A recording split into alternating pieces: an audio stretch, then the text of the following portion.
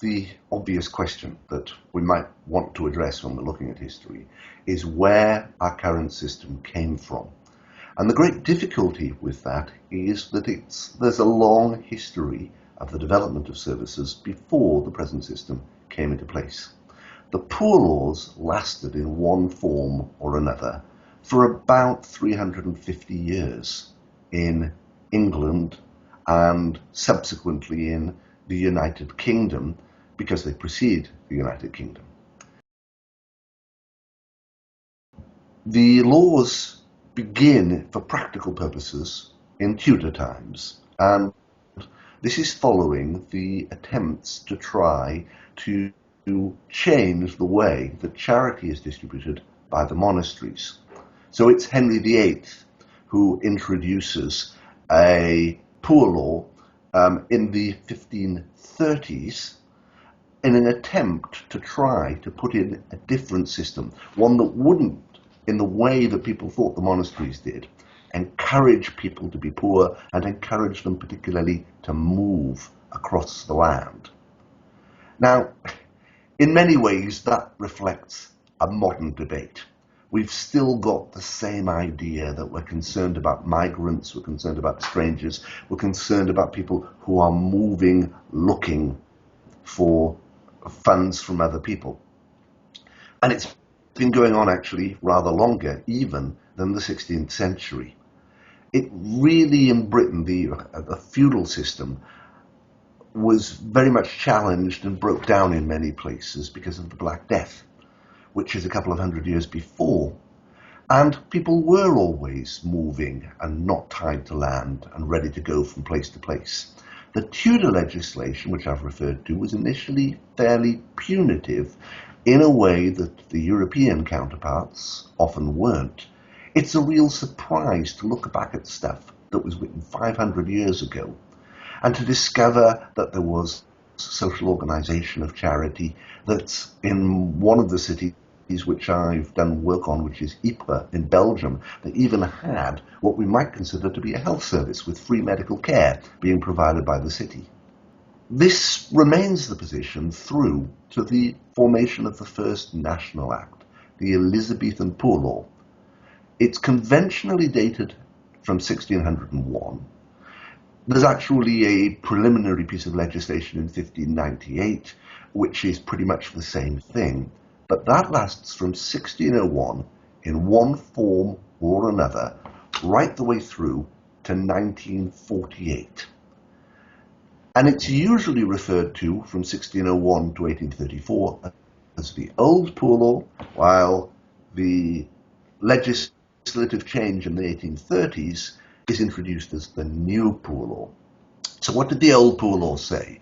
Well, basically the Old Poor Law was an attempt to have some kind of national organisation of welfare provision for poor people throughout the country. This largely relied on local organisations, the overseers of the poor. The idea was that there would be rates levied in the cities, that would pay for the provision, that poor people would be housed as necessary or looked after, or the term was set on work. So setting the poor on work was one of the themes.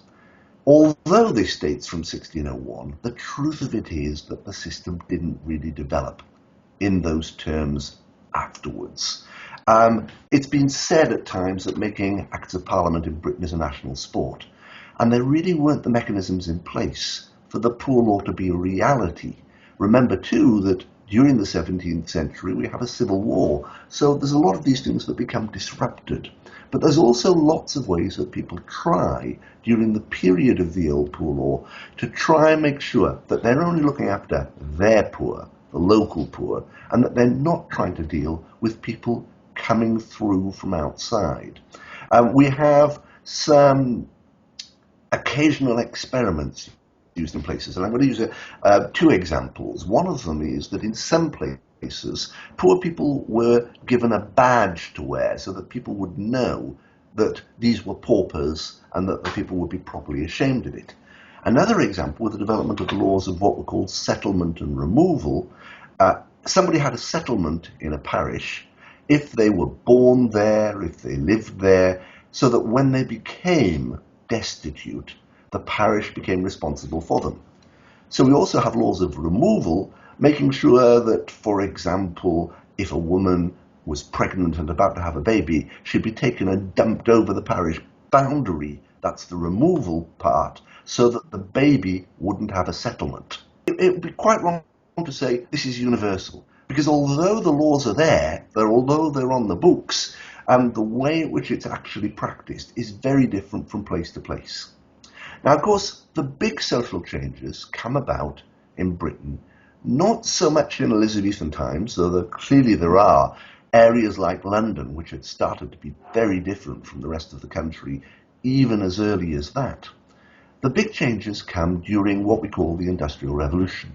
And the Industrial Revolution is characterized mainly by a movement of people away from traditional occupations and agriculture into urban centres. And that gradually takes off through the 18th century and takes off really very rapidly after 1780. There's a word of caution I should probably add to this. I'm talking about very big periods of time. We tend to think now of the period, say, 1780 to 1820 as being a time of massive change. And it is a time of massive change, but that's 40 years. And for many people, that's a lifetime. We've got to understand that a lot of the changes, the pressures that people felt, changed the society completely, but they weren't all happening instantly overnight. It's something that builds up over time. During the 18th century, there are laws which are passed, first of all, to try to make poor law administrations more efficient, trying to get them to work together, to pool resources. But also there are laws which are introduced saying that where they've got accommodation, this should be what is called a poorhouse. It shouldn't be a workhouse, which some people have tried out. Now that law, as like with many other laws, actually gets ignored in lots of places. And after the Napoleonic Wars, with soldiers coming back from fighting, with people being visibly unemployed, but also with the changes in the industrial towns, increasing numbers of young women coming to the towns and having children, shock horror, out of wedlock. There's massive concerns with the burden for the poor rates in particular areas which have grown beyond all proportions that were imaginable previously and which have got a problem of poverty to be dealt with. So some places after 1815 start to experiment with the deterrent workhouse. This is the idea that you make life unpleasant for poor people. What people had been saying in the 18th century before was, look, when I was a young person, people were ashamed to claim benefit. Now they are absolutely happy to get the resources of the poor law behind them, and it's only old people who are ashamed. And the bizarre thing about that statement is that you can find it in 1780, 1810, 1840, right the way up to the present day, and people still believe it's true today. And of course, if it was true the first time, it couldn't have been true the second time, and so it goes on. But this is one of the recurring myths of British politics, that it was different 30 years ago. Well, obviously everything's different from 30 years ago, but not that. People have always ashamed to claim. So we get the deterrent workhouses, which are a transformation of the previous purpose into the period that is after the Napoleonic Wars. At the time, there are three big intellectual arguments being put. One of those intellectual arguments comes from Thomas Malthus. It's the idea that the poor are breeding beyond our capacity to feed them. And the intention then is to try to limit the surplus population. Don't feed them because it only encourages them. Then you've got the work of Jeremy Bentham, who held that people's main motivation is either pain or pleasure. If you want them not to do things, you've got to make it unpleasant. Bentham actually wanted much more deterrent provision than we've currently got, or even, I think, than was introduced in the 1834 reforms. But he wasn't completely successful as a political analyst and thinker. For example, he wanted his model prison to be built, and it never was, because people were being transported to Australia instead. But nevertheless, this has a huge influence on the way that people think about welfare. The third thing is the growth of the new economics, particularly as represented by David Ricardo. And Ricardo says wages will always, according to an iron law, tend to the minimum that people need to survive, and that if you undercut the position of people who are working, they will starve. And there was a view that the provisions made in the old poor law had that effect, that they were undercutting workers. One example, because workers were being taken in to the poorhouses and then hired out to local employers. This was called the roundsman system, and also because low wages were being subsidized in what was called out relief. He argued that it was economically inevitable. It's called the iron law of wages. If you pay people more than the minimum they need to survive, you'll get more people wanting to work, and so the wages will be forced down by the competition. If you pay them less, they will starve, and then you'll have a labour shortage and the wage will go up. That was very influential for one of the members of the Poor Law Commission, Nassau Senior. We then get, basically under the influence of the three movements which I've mentioned, as well as the experiments that have been made with deterrent workhouses, we get this brought together in the Poor Law Report of 1834. The Poor Law Report of 1834, as it's generally known, is basically argues that the effect of the laxity of the old poor law has been to encourage a lot of things we don't want. Worklessness, and in particular what they call bastardy, which we would now call illegitimacy. That it's encouraging feckless women to have babies irresponsibly. And that's the Malthusian element coming in. So you want a deterrent principle. The basic principles that they come up with are generally named as two principles. The first is called the workhouse test. There should be no relief offered by the poor law except for the relief in the workhouse. So everybody has to go into the workhouse.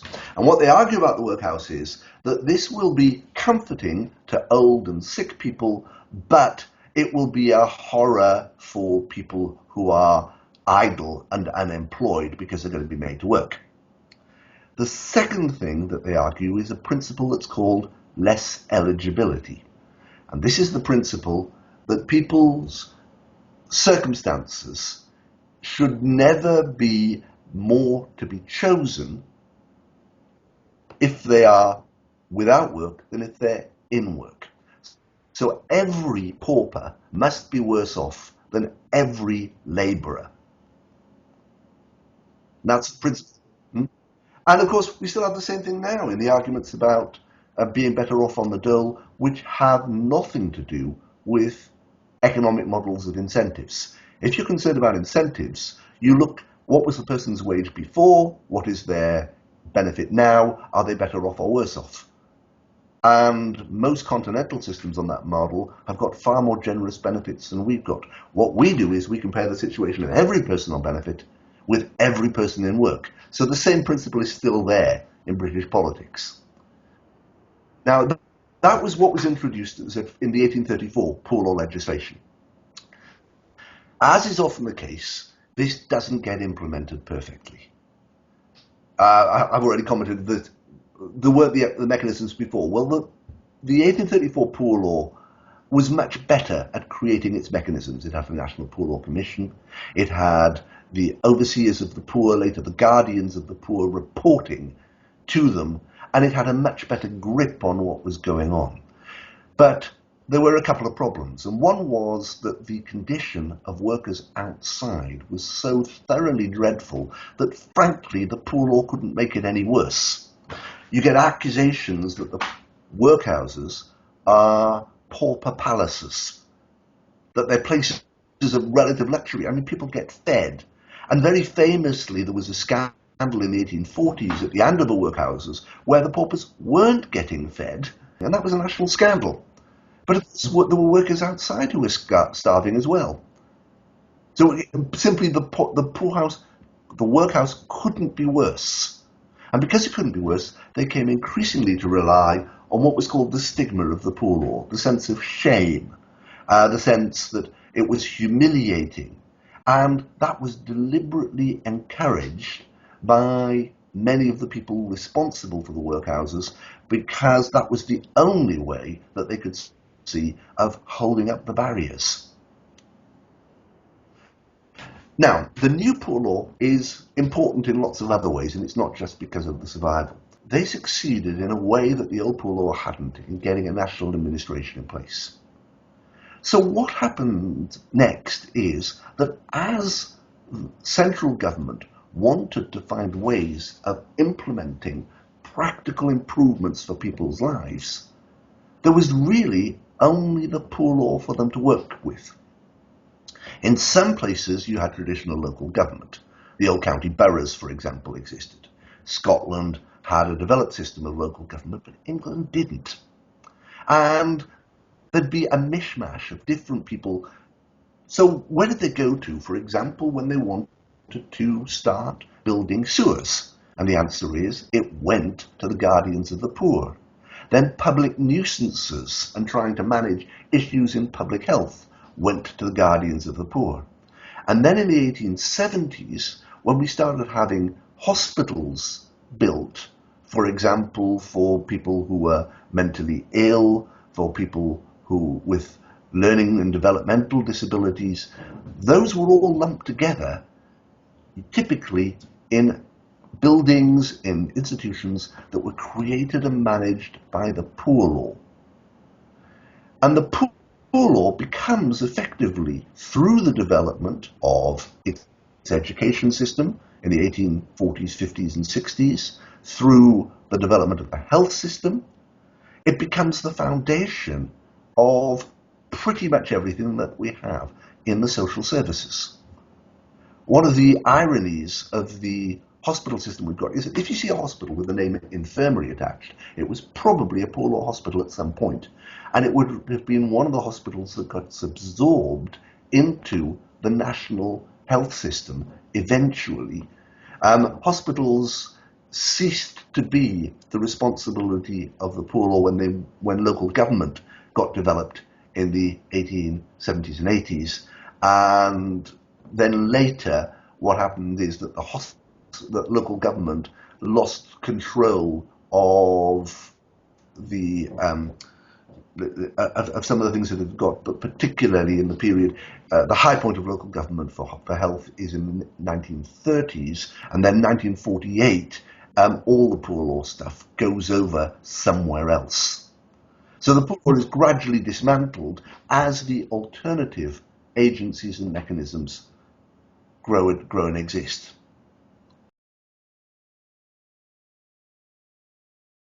The why is, I think, the easy answer. That's because we had some major social changes with the Industrial Revolution and the movement of people to the cities, meaning that there was a large set of problems which required appropriate administration. The poor law before 1834 is disorganized in modern terms. It's not that there's no organization, it's that it's a bit haphazard as to what you get and where you get it.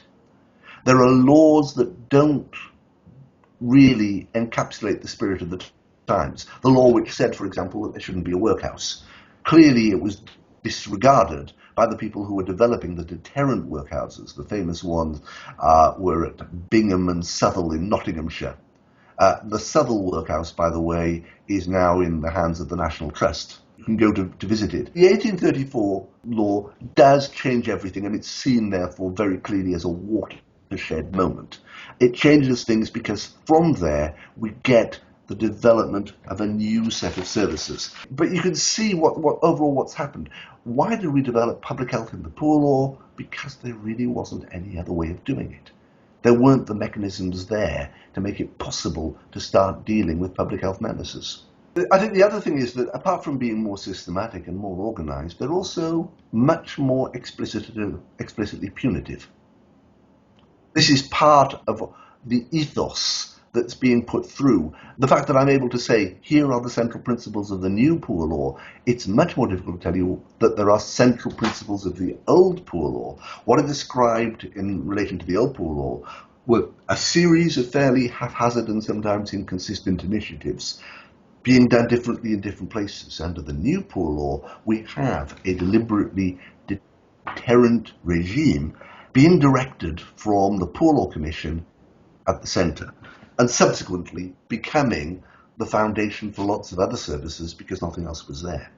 So we see from the Poor Law the system of health, we see the system of, well, not all education, but actually a substantial number of precedents in education before education becomes universal in England in the 1870s, and local government, where the local government system grows out, especially in rural areas, of the Poor Law guardians.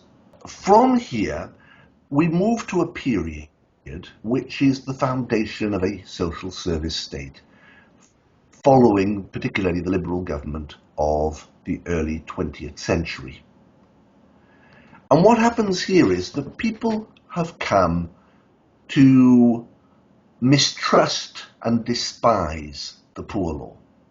What is it? People, that's obviously the people who use it, it's the people who don't want to use it, it's the politicians, with the growth of what's going to become later the Labour Party, but which initially has many people in the Liberal Party, representing trades unions, working classes and others. So what we then get are a series of measures which are intended to escape from the Poor Law. And now some of those work, some of them don't. We have old age pensions introduced in the 1908 Act. That has got a bit of moral conditionality attached. It's not available to people who've previously been paupers. It's not what we would now call a means test, but actually formally speaking, it's for people below a certain income. It's just that the vast majority of people were below that income level. That system lasted only until 1925 because it proved to be too expensive. They moved to a contributory system because that had a way of raising money to pay for it. But that's an attempt clearly to break away from the Poor Law. During the period between the wars, we tried to break away from the Poor Law much more substantially in lots of ways. And I would point here particularly to the development of unemployment assistance. Now, that word wouldn't have been used throughout most of that period. It's an expression that is used only from 1934 onwards, when we have the Unemployment Assistance Board. But after the First World War, we get what are called out-of-work donations, which then become, I think, transitional payments and so on. And this is the origins of the means test. The means test is for people who are poor, but the purpose of the means test is to break away from the Poor Law. It's to be able to give people relief, support, help, without turning them into paupers. And it's, of course, what happens is that the administration of the means test is very harsh, it's very much under pressure, it becomes just as despised as the Poor Law, and in many people's minds, it's part of that Poor Law mentality. What Orwell is describing in The Road to Wigan Pier about the means test, about the shame, the humiliation, is actually, bizarrely, an attempt that had been made to try to do it without the stigma of pauperism. But we get the gradual development. So Hospitals are taken away finally from poor laws and others into the 1930s. But for the most part, the watershed is the Second World War. In the Second World War, government had taken over lots of facilities centrally anyway. Then we have, in the middle of the war, in one of its darkest periods, the publication of the Beveridge Report. By reputation, Churchill didn't actually like or approve of the Beveridge Report and didn't want to publish it. Indeed, Beveridge himself hadn't really been interested in the report, according to his biographer, Jose Harris. When he was given the task of social security instead of what he thought was important, he was in tears. But Beveridge leaked the report to make sure that it got out. It was a bestseller, and in the course of the war, it was, believe it or not, dropped by parachute into enemy territory to explain to people what it was that the Allies were fighting for. What we get in the period after the Second World War is a commitment to a new sort of regime, one that is very deliberately going to break away from the ethos of the poor law. The system, up until then, had been a system for poor people, for people who were destitute. Instead, we were going to have a system that was going to be for everyone. The Beveridge scheme, if you look at the details, some of them now look slightly bizarre, has classes of insurance for everyone, including people who can't possibly hope to pay any contributions. So pensioners have a class, children have a class. And the reason for that is Beveridge is trying to emphasize this is universal, it's for absolutely everybody. It will be there as of right. When we have the welfare state introduced, 1948, and by coincidence, and we haven't mentioned the date, it is the 7th of July, which is the anniversary of the foundation of the coming into force of the welfare state, we get a series of acts which are designed to come in simultaneously, all at the same time, and those are the National Insurance Act of 1946, the National Health Services Act, the National Assistance Act. The Children Act is actually in the same year, but I'm not sure it's the same implementation date. So we have, a quite deliberate attempt to say the welfare state from now on will be different. It won't be about poverty anymore. It will be services for everyone. It will be services at the best level possible. And it will be given as a right without the humiliation and stigma of the poor law. The hospitals, which have gone from poor law to local authority, go into a national health service. One of the importances of a national service is it's not going to be a local service because people are iffy about local services. Local authorities lose a huge amount of power in the creation of the welfare state. But if we go back to the high point of local government in the 1930s, local government had been responsible for health, for social security, for police, for fire, for gas, for electricity. All of these things go. After the war, well, during the war, effectively, but yes, local authorities are a shadow of what they have been up till then. Why didn't we not want local authorities to carry on managing social assistance as is done in much of the rest of Europe? Well, the answer is, of course, that it's all tainted with the poor law and the means test. This is the world we don't want anymore. So what you get in social security is a strictly bureaucratic system being done with no discretion from individual officers working directly with people, because that's what we had in the poor law, that's what we don't have anymore. In the case of health, there's an irony, and the irony is, of course, that we're often talking about heavily dependent people in the same buildings that have been made by the poor law.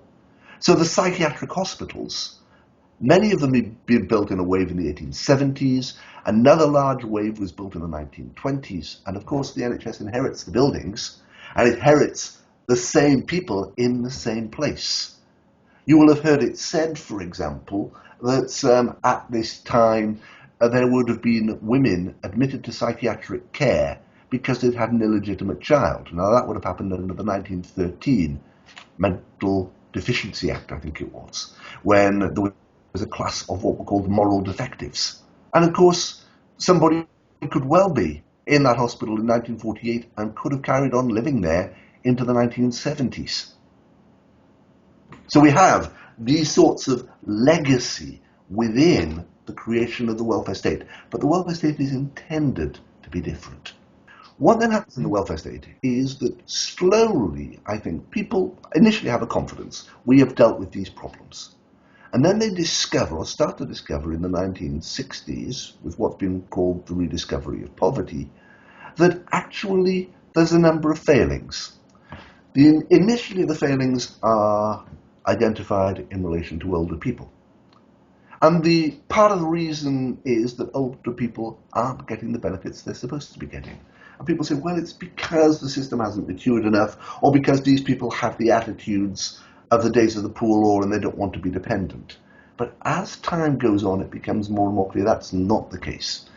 This is why the National Assistance Scheme is changed in 1966 to supplementary benefit. It's the idea that you can recreate the benefits and make them more acceptable.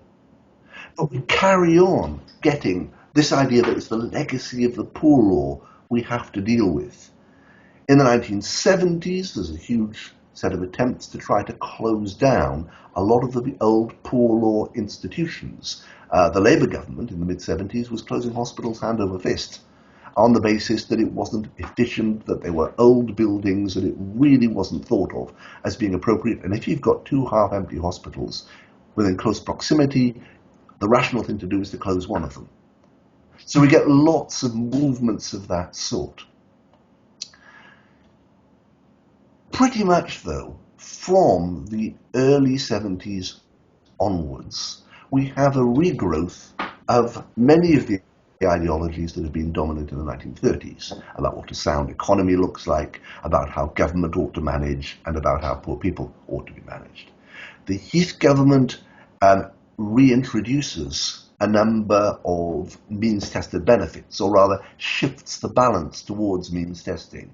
An example would be that they reduced the subsidy of council housing to a very large extent, trebling rents and requiring, therefore, the creation of what at the time was called a rent rebate and later became part of the housing benefit system, instead of giving the subsidy to the housing. And this is fueled by a set of market principles which says that individual benefits are better than collective benefits are. So we have the growth of means testing, and we have more and more focus of the political debate onto the recipients, very often in words that reflect the attitudes and beliefs of the poor law. I've given an example very early on there when I was talking about less eligibility, which is the complaint that people are better off on the dole, which is still very much seen in the way it was in the 1830s. You know, most countries will look and say, how much was somebody getting before? They're getting half as much now. That shows they have an incentive to work. In Britain, we hold it down. So we actually find that what's called the replacement ratio in Social Security, this is how much benefit you get as a proportion of the wage you had before. In Britain, we have one of the lowest replacement ratios in the developed world. This is why the Council of Europe has said that Britain's unemployment benefits are manifestly inadequate.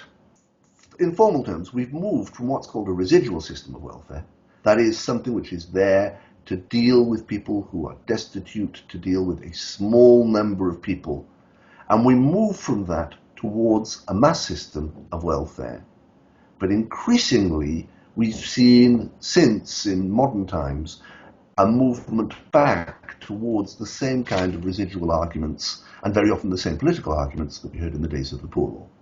What tends to happen is that ideas don't get completely forgotten. They get recycled in one form or another. I've given a specific example of that, which was the way that the arguments on less eligibility have been recycled into arguments that are supposed to be about incentives, but actually don't have much in practice to do with incentives. And I'm reading this from a Daily Telegraph article. A system designed as a safety net for the most vulnerable has swelled into an all-consuming client state which stifles aspiration and dignity. Since the Second World War, a welfare system established to end privation and act as a safety net for those in difficulties has become all-pervasive. Now, that is completely wrong. It was the poor law that was designed as the safety net for the most vulnerable. The welfare system designed after the Second World War was designed to be comprehensive and to cover everybody, in the popular phrase of the time, from the cradle to the grave. But it's the idea that in retrospect we look back at the way that the world should be and we start to re-represent it in terms which actually have no foundation in terms in sense of what was going on. But you can see in what I've just read out there a clear expression of the principles of the poor law.